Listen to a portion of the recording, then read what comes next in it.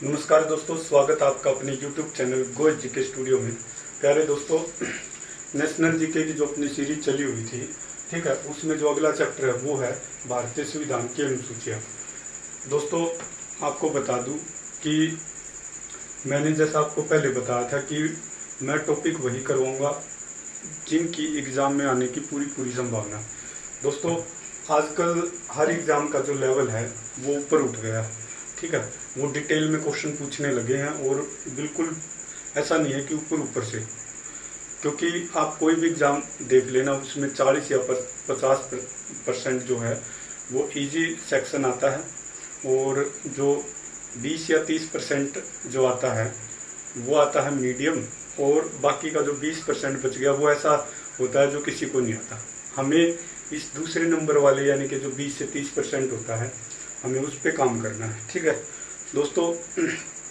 तो ये जो चैप्टर है ये एक बेहतरीन चैप्टर होने वाला है आपके लिए, क्योंकि यहाँ से भी एग्ज़ाम में आपको क्वेश्चन मिलेंगे और मेरी पूरी कोशिश रहेगी इस वीडियो में कि आपको इस चैप्टर से आगे कभी भी प्रॉब्लम ना हो।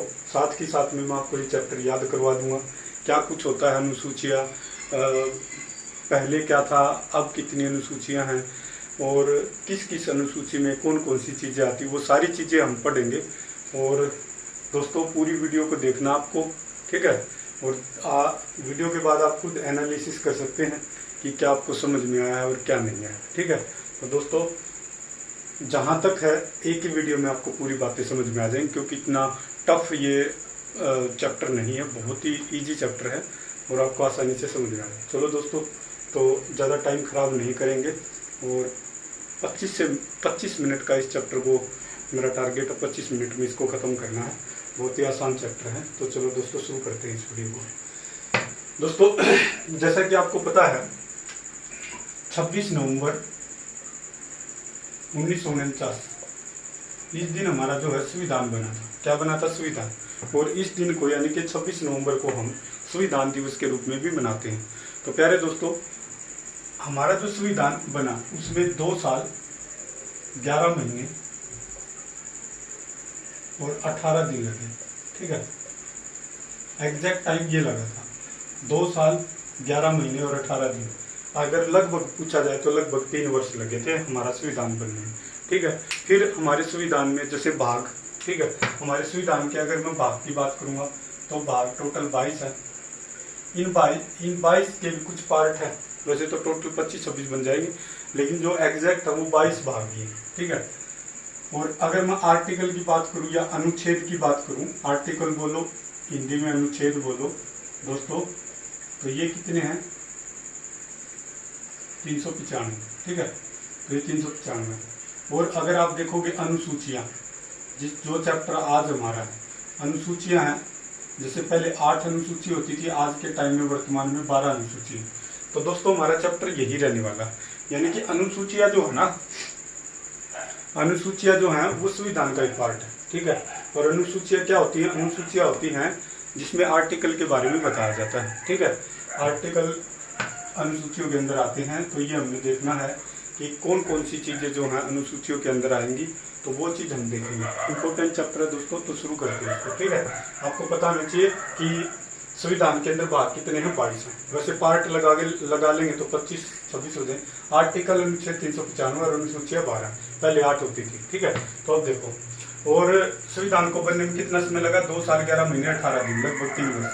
संविधान दिवस कब मनाया जाता है? 26 नवंबर, और 26 जनवरी 1950 को हमारा संविधान लागू हुआ था। इस दिन तो संविधान बना था, 26 जनवरी 1950 को हमारा संविधान क्या हुआ था?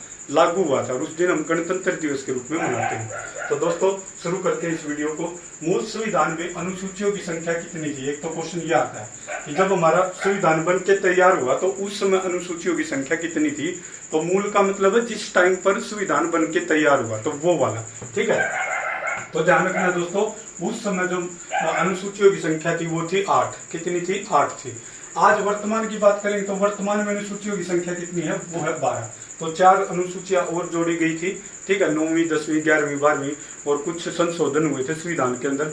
संविधान में संशोधन का अर्थ है कि जब भी देश के हित के लिए या लोगों के हित के लिए संविधान के अंदर जो बदलाव किए जाते हैं उसको संविधान संशोधन बोला जाता है या कॉन्स्टिट्यूशन अमेंडमेंट बोला जाता है। ठीक है, तो आपको ध्यान रखना। अब देखो दोस्तों, क्या कुछ इनको याद करना है। पहली अनुसूची में क्या आता है, भारत एवं इसके राज्य और केंद्र शासित प्रदेश। ठीक है, तो प्यारे दोस्तों देखो, सबसे पहले ऊपर हम इसको याद कैसे करेंगे। पहली अनुसूची के अंदर सबसे पहले हम बात करेंगे भारत की। भारत में कुछ राज्य हैं, ठीक है, जैसे 28 राज्य हैं और 8 केंद्र शासित प्रदेश जिसको हम यूटी भी बोलते हैं। ठीक है, तो ये आते हैं। सबसे पहले किसकी बात होनी चाहिए भाई, हम इस देश के नागरिक है तो सबसे पहले देश की बात होगी, यानी कि भारत की बात होगी। चाहे आप पहला आर्टिकल लगा लो, चाहे आप पहला भाग लगा लो, चाहे आप पहली अनुसूची लगा लो, तीनों में क्या है कि भारत की बात होगी। भारत और भारत में उसके राज्य, ठीक है, और उसके कितने केंद्र शासित प्रदेश है। तो ये पहली अनुसूची में ये चीजें आएंगी। ठीक है, तो आपको याद रखना है कि सबसे पहले देश की बात होगी, देश में कितने राज्य हैं, कितने यूटी हैं। ठीक है, तो सबसे पहले ये ट्रिक है इसकी कि सबसे पहले भारत की बात होगी। ठीक है, तो पहली अनुसूची क्या होगी, भारत एवं इसके राज्य और केंद्र शासित प्रदेश। ठीक है, जैसे भाई भारत में कितने राज्य हैं, 28 राज्य, पहले 29 होते थे, 28 हो गए। केंद्र शासित प्रदेश कितने हैं, 8 हैं, यूटी। ठीक है, अब देखो दूसरी अनुसूची क्या कहती है, वेतन एवं भत्ते।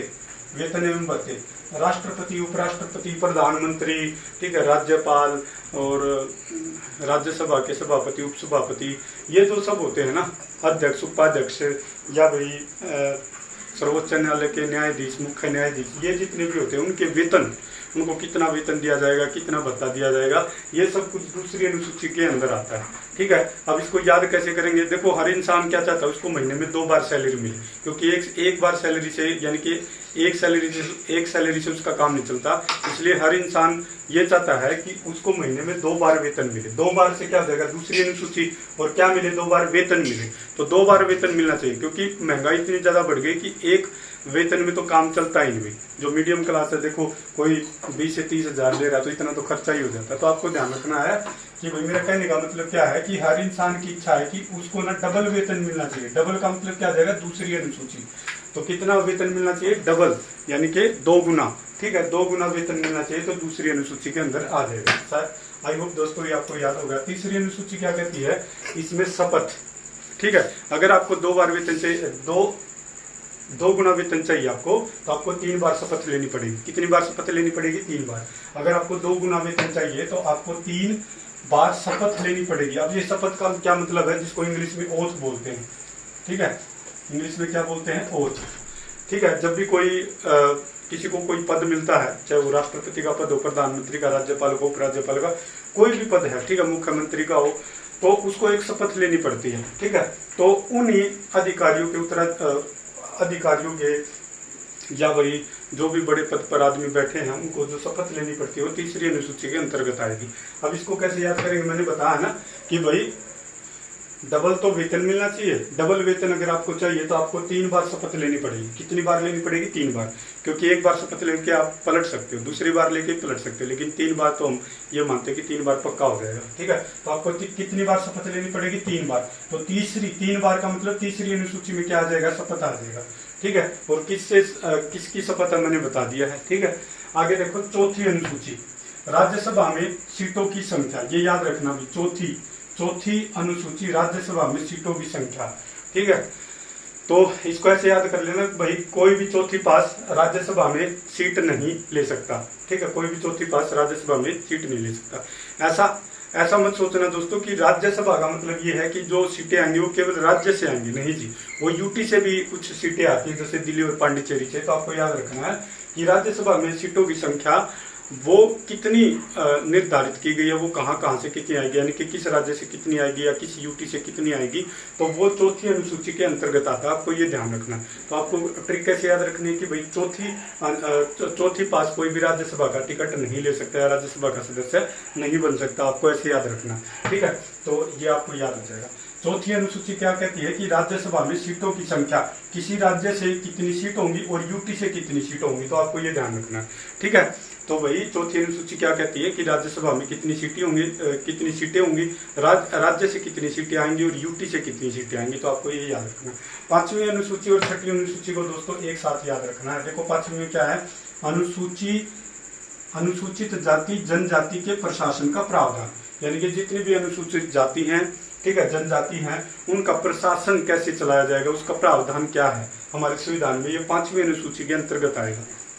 देखो इसको कैसे याद करेंगे दोस्तों कि कोई भी जो भी 5वीं पास कर जाएगा उसको अनुसूचित जाति या जनजाति का क्या मिल जाएगा, सर्टिफिकेट मिल जाएगा। जैसे ओबीसी का सर्टिफिकेट होता है, जर्नल का सर्टिफिकेट होता है, तो दोस्तों वो मिल जाएगा। ठीक है, तो 5वीं पास व्यक्ति को अनुसूचित जाति और जनजाति का क्या मिल जाएगा, सर्टिफिकेट मिल जाएगा। तो आपको ध्यान रखना है, इसमें 2 चीजें आएंगी, एक तो अनुसूचित जाति और एक जनजाति। ठीक है, और इसमें याद रखना 4थी पास करने वाला कोई भी राज्यसभा की सीट नहीं ले सकता है, राज्यसभा का सदस्य नहीं बन सकता। आगे देखो दोस्तों 6ठी अनुसूची, ये दोनों मैंने बताई, एक साथ याद करनी है। देखो इसमें था अनुसूचित जाति और जनजाति, इसमें केवल जनजाति है, जनजातीय क्षेत्रों के प्रशासन का प्रावधान। देखो ये वाली चीज उठा के ऐसी की ऐसी रखती। ठीक है, तो याद रखना है 5वीं में तो 2 हैं, अनुसूचित और जनजाति। ठीक है, अनुसूचित जाति और जनजाति। ठीक है, इसमें क्या है, जनजातीय क्षेत्रों के प्रशासन का प्रावधान, और वो भी कितने, केवल 4। एक तो जैसे असम हो गया, मेघालय, त्रिपुरा और मिजोरम, ये केवल 4 ऐसे राज्य हैं जिनमें जो जनजातीय क्षेत्र होंगे उनमें जो प्रशासन चला जाएगा उसका प्रावधान हमारे संविधान के अंदर किस तरह से है और किस अनुसूची के अंतर्गत आता है, 6ठी अनुसूची के अंतर्गत। केवल 4 राज्य हैं, आपको याद रखना है। ठीक है, यहाँ पर देखोगे ना पूर्व में देखोगे तो यहाँ पर कुछ इस प्रकार से, पूर्व में देखोगे तो यहाँ पर क्या है, असम है, यहाँ पर मेघालय है, यहाँ पर त्रिपुरा है, यहाँ पर मिजोरम है।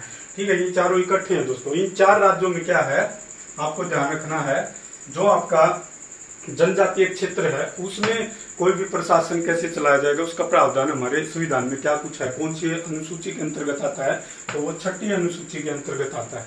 ठीक है, याद रखना 6ठी अनुसूची में 4 राज्यों, ठीक है, असम, ठीक है, मेघालय, त्रिपुरा और मिजोरम, ये 4 ऐसे राज्य हैं, उनमें जनजातियों का जो प्रशासन है उसका प्रावधान क्या है वो आपको याद रखना है। ठीक है, तो 5वीं में तो अनुसूचित जाति और जनजाति, और 6ठी में क्या आ जाएगा, जनजातीय क्षेत्र, और वो भी कौन से, 4 राज्यों के, असम, मेघालय, त्रिपुरा और मिजोरम। इन 4 राज्यों के अलावा किसी और का नहीं है, केवल 4 राज्यों की जनजाति क्षेत्रों का प्रावधान है। ठीक है, अब 7वीं में आ जाओ। देखो 7वीं अनुसूची क्या कहती है कि सूचियों का वर्णन किया गया है। देखो 6 से 7वीं और 6 से सूची, ये आपको याद रखना। अब सूची कितने प्रकार की होती है दोस्तों, तो सूची देखो ये अनुसूची है, मैं यहाँ पर सूची की बात कर रहा हूँ, ध्यान से सुनना, ये अनुसूचियां हैं और ये खाली सूचियां हैं। सूचियां कितने की तरह की होती है दोस्तों, 3 तरह की होती है। एक तो संघ सूची जिसको हम केंद्र सूची भी बोल सकते हैं, एक होती है राज्य सूची, ठीक, और एक होती है समवर्ती सूची। अब ये संघ सूची या फिर राज्य केंद्र सूची क्या होती है, संघ को हम केंद्र भी बोल सकते हैं, ध्यान रखना, संघ बोलो, संघ सूची बोलो या केंद्र सूची बोलो। ठीक है भाई, ऐसे कानून जिनको बनाने का अधिकार केंद्र सरकार या संघ सरकार को होता है, संघ सरकार बोलो या केंद्र सरकार बोलो, जैसे कि अभी हमारी बीजेपी है, तो जिन कानूनों को बनाने का अधिकार केंद्र सरकार के पास होता है वे कानून संघ सूची के अंतर्गत आते हैं। ठीक है, जैसे भाई युद्ध हो गया, ठीक है, युद्ध हो गया, बैंक हो गया, वो सारे के सारे किसके अंतर्गत आएंगे, संघ सूची के अंतर्गत आएंगे, क्योंकि इनके ऊपर कानून बनाने का अधिकार केंद्र सरकार के हाथ में है। ठीक है, आगे आ जाओ राज्य सूची। राज्य सूची क्या होगी कि जिन कानूनों को बनाने का अधिकार राज्य सरकार के पास होता है, हम वो राज्य सूची आ जाएंगे। जैसे कि पुलिस हो गया, ठीक है, जैसे भाई हर राज्य की अलग अलग पुलिस होती है, जैसे Haryana police, Chandigarh police, Rajasthan police, तो हम कह सकते हैं कि हर जो कुछ ऐसे कानून है जिनको बनाने का अधिकार केवल और केवल राज्य सरकार के पास है, तो वो राज्य सूची के अंतर्गत आएंगी। कुछ ऐसी होती हैं, कुछ ऐसे कानून होते हैं जिनको बनाने का अधिकार केंद्र सरकार के पास भी होता है, राज्य सरकार के पास भी होता है, तो वो जो कानून आएंगे वो समवर्ती सूची के अंदर आएंगे। जैसे कि शिक्षा समवर्ती सूची के अंतर्गत आता है, क्योंकि उसके ऊपर जो कानून बनाने का अधिकार वो केंद्र सरकार को भी है और राज्य सरकार को भी है। ठीक है, और अगर किसी कारणवश किसी एक विषय पर दोनों में मतभेद हो जाता है, किसी एक विषय पर दोनों में मतभेद हो जाता है, तो जो प्रीफरेंस दी जाएगी वो किसको दी जाएगी, केंद्र सरकार को दी जाएगी, यानी कि मान्य किसकी जाएगी, केंद्र सरकार की मानी जाएगी। ठीक है, तो दोस्तों अब इसमें से क्वेश्चन किस तरह से पूछे जाते हैं दोस्तों, क्वेश्चन आएगा आपका इस तरह से कि भाई बताओ संघ सूची में पहले कितने विषय थे और आज कितने विषय हैं, राज्य सूची में पहले कितने विषय थे, अब कितने विषय हैं, समवर्ती सूची में पहले कितने थे, अब कितने हैं। तो आपको ध्यान रखना है दोस्तों दोस्तों कि जो संघ सूची है यानी कि केंद्र सूची है, उसके अंदर पहले जो आते थे 97 विषय आते थे। कितने विषय आते थे? 97। आज वर्तमान में कितने विषय हैं? इसमें 100 विषय हैं। तो आपसे पूछा जाए ना संघ सूची के अंतर्गत कितने विषय आते हैं, तो 100 विषय आते हैं अब फिलहाल वर्तमान। पहले कितने आते थे? 97 आते थे। अब बात करेंगे राज्य सूची में। राज्य सूची में पहले आते थे दोस्तों 66, ठीक है, पहले 66 आते थे, अब केवल 61 आते हैं। ये आपको ध्यान रखना है, ठीक है, यानी कि राज्य सूची में घट गए हैं, ठीक है, और संघ सूची में बढ़ गए हैं। अब आज समवर्ती सूची में पहले कितने आते थे? 47, अब कितने आते हैं? 52 आते हैं, ठीक है। तो केवल और केवल राज्य सूची ऐसी है जिसमें 66 से 61 हो गए हैं, नहीं तो संघ सूची की बात करोगे 97 से 100 हो गए, और आप बात करोगे समवर्ती सूची उसमें 47 से 52 हो गए, ठीक है। तो आपको ध्यान रखना है। तो ये आपको समझ में आ गया होगा कि ये तो पहले थे इतने और ये अब है, ठीक है भाई। संघ सूची में पहले 97 थे, अब 100 हो गए। इसमें राज्य सूची में पहले 66 थे, अब 61 हो गए, 47 थे, 52। तो ये ध्यान रखना, यहाँ से क्वेश्चन पूछे जाते हैं, ठीक है, ध्यान रखोगे। ऐसे पूछा जाएगा संघ सूची में वर्तमान में कितने विषय हैं? 100 विषय हैं। राज्य सूची में वर्तमान में कितने विषय हैं? 61 विषय हैं। समवर्ती सूची में कितने विषय हैं? 52 विषय हैं। तो आपको ध्यान रखना, पहले कितने थे? ये थे। तो आप ये ध्यान रखोगे दोस्तों, ठीक है। आगे देखेंगे 8वीं अनुसूची। यह भी एक इंपॉर्टेंट अनुसूची है क्योंकि यहाँ से भी जनरली क्वेश्चन आता है। तो आपको देखना, भाषाओं का उल्लेख किया गया है, भाषाओं का उल्लेख किया गया है। मैंने इसको कैसे याद करवाया है? 6 से 7वीं और 6 से सूची, ठीक है। अनुसूची अलग चीज है, ये सूची अलग है, सूची अलग चीज है, ठीक है। तो ध्यान रखना इसको। कैसे देखो, इसको कैसे याद करेंगे? जब भी कोई बंदा 8वीं कक्षा पास कर लेता तो हम क्या मानते हैं? उसको कम से कम एक भाषा तो आ गई होगी, लिखनी भी और पढ़नी भी। 8वीं पास होते ही हम ऐसा मानते हैं कि भाई हमें कम से कम एक भाषा बोलनी और एक भाषा लिखनी अच्छी तरह से आ गई होगी। तो हम मानेंगे, देखो 8वीं अनुसूची का मतलब क्या हो जाएगा? भाषाओं का उल्लेख, ठीक है। तो इससे हमें ये पता, भाई 8वीं कक्षा पास करते ही हम ऐसा मान सकते हैं कि किसी भी इंसान को एक भाषा वो उसने सीख ली होगी और उसको लिखना भी आ गया होगा, ठीक है। तो यहाँ से 8वीं कक्षा से क्या बन जाएगा? भाषाओं। तो 8वीं अनुसूची के अंतर्गत किसका उल्लेख किया गया है? भाषाओं का उल्लेख किया गया है। पहले हमारा संविधान जब बना था ना, उसमें केवल और केवल 14 भाषाएं थी, ठीक है, जिनको मान्यता प्राप्त या संविधान में जिनके बारे में उल्लेख किया जाता था, ठीक है। लेकिन फिर हमारा जो 21वां संविधान संशोधन हुआ, उसके तहत सिंधी भाषा को भी हमारी इस संविधान में जगह दी गई, ठीक है, जो कि 1967 में हुआ था। फिर दोस्तों आपको पता है कि फिर आया 71वां संविधान संशोधन, जो कि 1992 में हुआ था। 71वां संविधान संशोधन 1992 में हुआ था। उसमें आपको 3 भाषाओं को जगह दी गई थी, नेपाली, ठीक है, और मणिपुरी और कोंकणी, ठीक है। तो कोंकणी, मणिपुरी, नेपाली, इन 3 भाषाओं को उसमें जगह दी गई थी, ठीक है। फिर आया था आपका 2003 में 92वां संविधान संशोधन, 2003 में। ये डेट भी आपको याद रखनी है, यहाँ से भी क्वेश्चन किस तरह से आएंगे वो मैं बता दूंगा अभी, ठीक है। तो पहला तो 21वां संविधान संशोधन जो कि 1967 में हुआ। फिर आया आपका 71वां संविधान संशोधन जो कि 1992 में हुआ, और एक आया आपका 92वां संविधान संशोधन जो कि 2003 में हुआ, ठीक है। पहले में क्या दिया गया? 21वें संविधान संशोधन में जो 1967 में हुआ, उसमें सिंधी भाषा को जगह दी गई। फिर जो आया आपका 71वां संविधान संशोधन जो कि 1992 में हुआ, उसमें आपको NMK, नेपाली, ठीक है, मणिपुरी और कोंकणी को जगह दी गई। फिर आया आपका 2003 के अंदर 92वां संविधान संशोधन, उसके अंतर्गत 4 भाषाओं को क्या दी गई? जगह दी गई थी। और इसकी जो ट्रिक है आपको याद रखनी है, MSDB। अब ये क्या है? MSD का मतलब है महेंद्र सिंह धोनी, क्रिकेट के बहुत बड़े कप्तान रहे हैं, ठीक है। और बी का मतलब है ग्रुप बी। महेंद्र सिंह धोनी जिस टीम में खेलते थे, यानी कि इंडिया की 2 टीमें हैं क्रिकेट की, एक तो है ग्रुप ए और एक ग्रुप बी, ठीक है। जो छोटी टीम उसको ग्रुप ए बोलते हैं, बड़ी टीम जिसमें सीनियर खिलाड़ी या अंतर्राष्ट्रीय स्तर पर जो टीम है, ठीक है, वो ग्रुप बी में आती है, ठीक है। तो MSD हमेशा ग्रुप बी में ही खेले हैं, तो आपको ये ध्यान रखना है, ठीक है। तो देखो M से क्या हो जाएगा? मैथिली, M से मैथिली, S से संथाली, D से डोगरी हो जाएगा और B से बोडो हो जाएगा। तो इन 4 भाषाओं को क्या दी गई थी? ठीक है, 4 भाषाओं को जगह दी गई थी। कब? 2003 में। 2003 में एक संशोधन आया था, संविधान संशोधन 92वां, तो उसके तहत, ठीक है दोस्तों, यहाँ से क्वेश्चन पूछे जाएंगे आपसे। किस तरह से क्वेश्चन पूछे जाएंगे? 92वां संविधान संशोधन कब हुआ? 2003 में।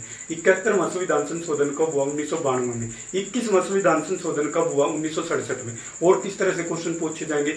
कौन से संविधान संशोधन के तहत सिंधी भाषा को मतलब संविधान में जगह दी गई थी? ठीक है, तो आपको बताना है 21वें संविधान संशोधन के तहत, जो कि 1967 में हुआ था, उसके तहत सिंधी भाषा को, ठीक है, क्या दिया गया था? संविधान में जगह दी। तो दोस्तों आपको ऐसे याद रखना है, ठीक है। पहले कितनी भाषाएं थी? 14 थी। उसके बाद सिंधी आते ही कितनी होगी? 15। फिर 3 आई, फिर कौन सी आई? नेपाली, मणिपुरी और कोंकणी। अब कितनी होगी? 18। उसके बाद 4 आई, ठीक है, जो 92वां संविधान संशोधन हुआ 2003 में। उसके बाद 4 भाषाएं आई, ठीक है, MSD, ठीक है, B, ठीक है।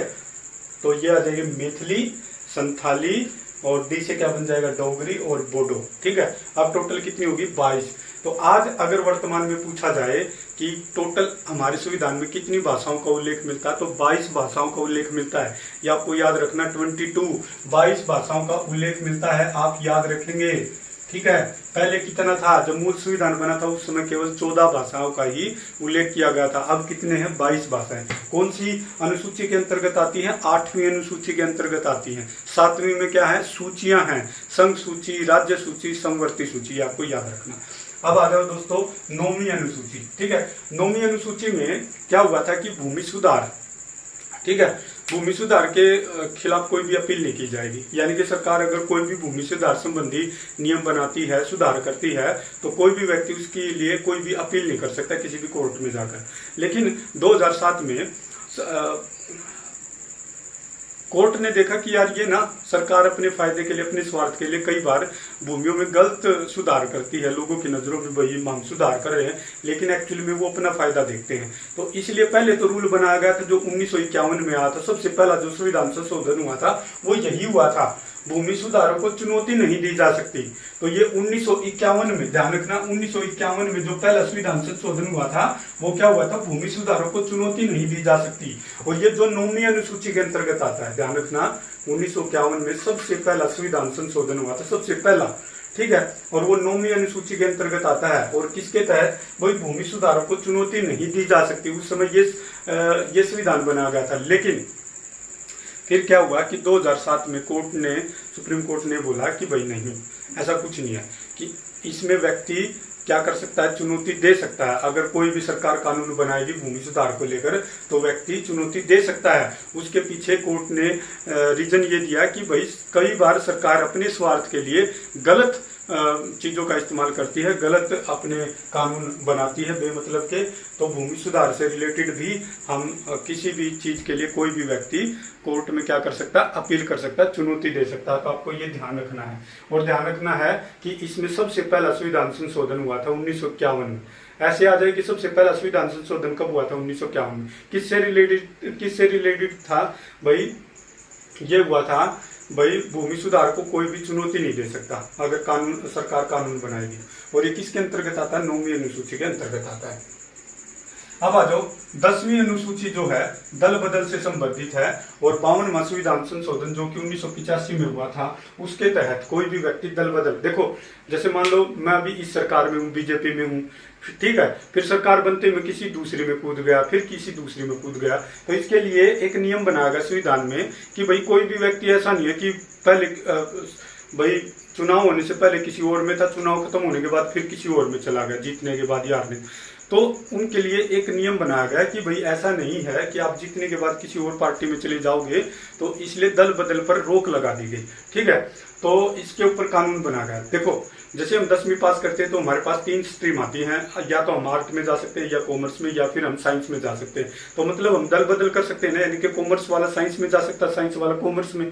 तो आपको याद रखना 10वीं पास करते ही हम अपना दल बदल कर सकते हैं। तो इसको ऐसे याद रखना, 10वीं पास करते ही दल बदल कर सकते हैं, यानी कि 10वीं पास करने के बाद हमारे पास ऐसी शक्ति आ जाती है, मतलब ऐसे हमें मतलब शक्ति क्या, हमें ऐसी चीजें मिल जाती हैं कि जैसे हम कॉमर्स वाला अपना दल बदल के साइंस में जा सकता है, साइंस वाला आर्ट में आ सकता है, तो दल बदल कर सकते हैं, ठीक है भाई। 10वीं अनुसूची दल बदल। 52वां संविधान संशोधन, ये ध्यान रखना 52वां संविधान संशोधन है जो कि 1985 में हुआ था, ये आपको बात ध्यान रखनी है, ठीक है। उसके बाद आ जाओ 11वीं अनुसूची, इन दोनों को एक साथ रखेंगे।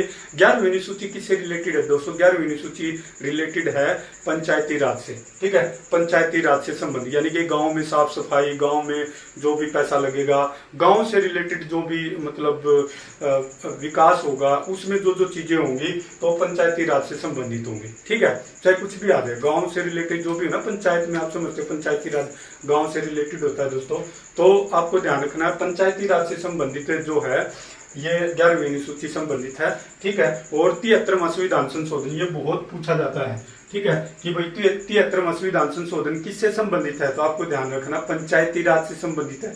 कौन सी अनुसूची में आता है? 11वीं अनुसूची में आता है। 11वीं अनुसूची में कितने विषय हैं? टोटल 29 विषय हैं, ये ध्यान रखना। 4 तरह से क्वेश्चन पूछा जाएगा कि 11वीं अनुसूची में कितने विषय हैं? 29 विषय हैं, ठीक है। 11वीं अनुसूची किससे संबंधित है? पंचायती राज से संबंधित है। अच्छा, पंचायती राज जो कौन से संविधान संशोधन के तहत? 73वें संविधान संशोधन के तहत, ठीक है, पंचायती राज आया था, 11वीं अनुसूची बनी थी, ठीक है। अब आ जाओ 12वीं अनुसूची जो है, देखो 73 के बाद क्या आएगा? 74वां संविधान संशोधन। तो इसके तुरंत बाद जो संविधान संशोधन बना गया 74वां, वो किससे? ये गांव से रिलेटेड था, ये नगर से रिलेटेड है। गांव में पंचायत होता है, इसमें नगर प्रशासन, नगर प्रशासन से संबंधित जो आएगा वो 12वीं अनुसूची में आएगा। और 74वां संविधान संशोधन होगा इसमें 73वां, इसमें 74वां, ये दो यहाँ से क्वेश्चन बहुत बार पूछे जाते हैं, आपको याद रखना है इसको। पंचायत से रिलेटेड आ जाएगा 73वां संविधान संशोधन, जिसमें टोटल विषय है 29, ठीक है। और 11वीं अनुसूची में आता है, और 12वीं अनुसूची में आता है नगर प्रशासन, ठीक है, नगर प्रशासन से संबंधित, और 74वां संविधान संशोधन, और जिसमें कुल विषय आते हैं 18। ये बात आपको ध्यान रखनी है दोस्तों, इसमें गलती नहीं करनी है, ठीक है। तो ये थी आपकी भारतीय संविधान की अनुसूचियां, ठीक है, ये ध्यान रखना है। मैं इसको फिर से एक बार क्विक रिवीजन करवा देता हूँ 5 मिनट के अंदर, ताकि आपको याद हो जाए। पहली अगर हम बात करेंगे दोस्तों, पहले पहला जब संविधान बना, ठीक है, 26 नवंबर 1950 को, सॉरी 26 नवंबर 1949 को, उस समय हमारे संविधान में, ठीक है, केवल 8 अनुसूचियां थी। कितनी अनुसूचियां थी? 8। फिर बढ़ के धीरे धीरे कितनी होगी? 12 होगी। वर्तमान में कितनी? 12 अनुसूचियां हैं। पहली अनुसूची में किसका जिक्र है? भारत, इसके राज्य और केंद्र शासित प्रदेश यानी कि यूटी का जिक्र है। दूसरी में क्या है? वेतन और भत्ते। दूसरी में क्या है? वेतन और भत्ते हैं। तीसरी में क्या है? 3 बार शपथ लेनी पड़ेगी, ठीक है, तो आपको ये ध्यान रखना। चौथी में क्या है? चौथी में राज्यसभा से भाई सीटों का आवंटन कैसे होगा, यानी कि किसी भी राज्य से राज्यसभा की कितनी सीट होंगी, या वही फिर किसी भी यूटी से, जैसे दिल्ली और पांडिचेरी से राज्यसभा की कितनी सीटें होंगी। 5वीं में क्या है? अनुसूचित जाति जनजाति क्षेत्रों का जो इसका प्रावधान है, ठीक है, प्रशासन का प्रावधान है, वो इसमें आएगा, ठीक है, 5वीं में। 6ठी में क्या आएगा? केवल और केवल अनुसूचित जनजाति, केवल और केवल जनजाति, और वो भी केवल 4, असम, मेघालय, त्रिपुरा और मिजोरम, इन 4 राज्यों की जो जनजातीय क्षेत्र है उनके प्रशासन का प्रावधान इसमें दिया गया। 7वीं में मैंने क्या बताया था? 7वीं आता है, 7वीं अनुसूची का मतलब है कि आपको केवल सूचियों के बारे में बताएगा। अब सूचियां कितने प्रकार की होती है? संघ सूची, जिसमें संघ सूची को हम केंद्र सूची बोल सकते हैं, जिनमें कानून बनाने का अधिकार केवल राज्य सरकार के पास, सॉरी केंद्र सरकार के पास होता है, उसको संघ सूची या केंद्र सूची बोलते हैं। एक होती है दूसरे वाली, दूसरी सूची कौन सी होती है? दूसरी होती है राज्य सूची, जिसमें केवल और केवल कानून बनाने का अधिकार राज्य सरकार के पास होता है, उसको राज्य सूची बोलते हैं। और तीसरी होती है समवर्ती सूची, जिसमें कानून बनाने का अधिकार राज्य सरकार और केंद्र सरकार के पास होता है, और अगर दोनों में मतभेद हो तो किसकी मानी जाएगी? केंद्र सरकार की मानी जाएगी, ठीक है दोस्तों। पहले और यहाँ से कैसे क्वेश्चन पूछे जाते हैं कि भाई जो संघ सूची यानी कि केंद्र सूची, उसमें पहले कितने विषय थे?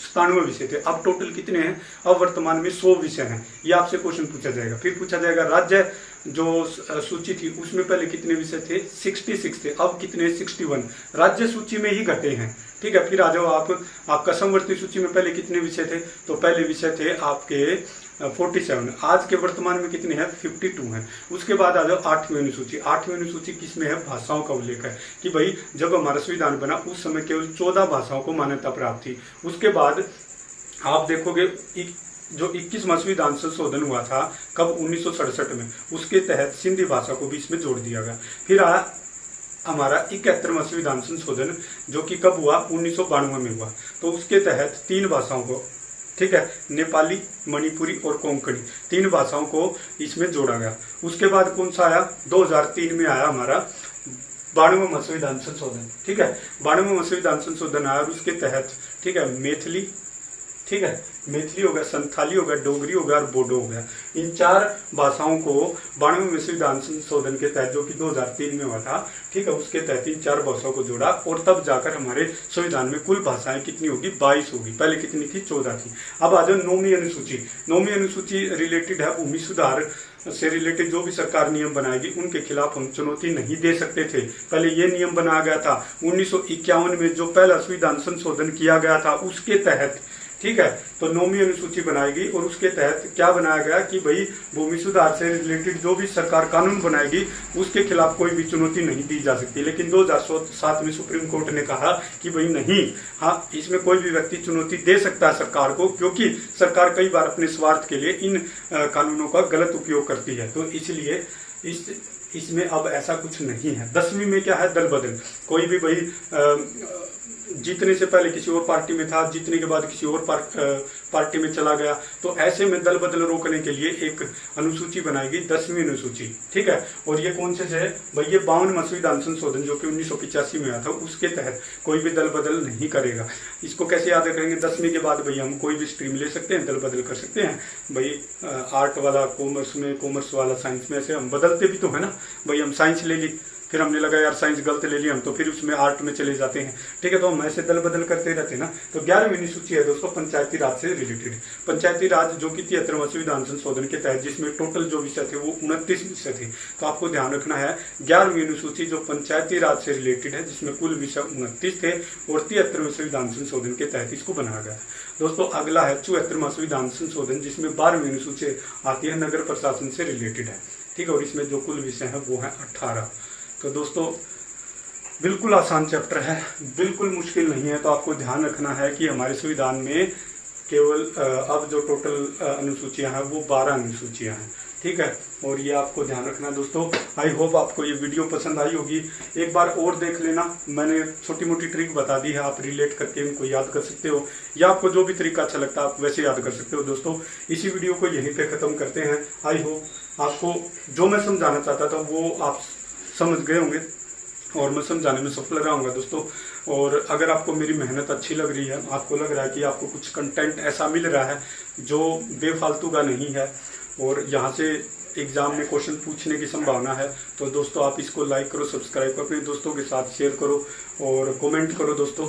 और आपका साथ है अगर रहेगा तो मुझे पूरी विश्वास है छोटी मोटी गलतियाँ हो रही होंगी तो वो दूर हो जाएंगी और एक टाइम आएगा कि बहुत ही अच्छा कंटेंट आपको जैसे अब मिल रहा है उससे भी और ज़्यादा अच्छा कंटेंट मिलेगा, ठीक है।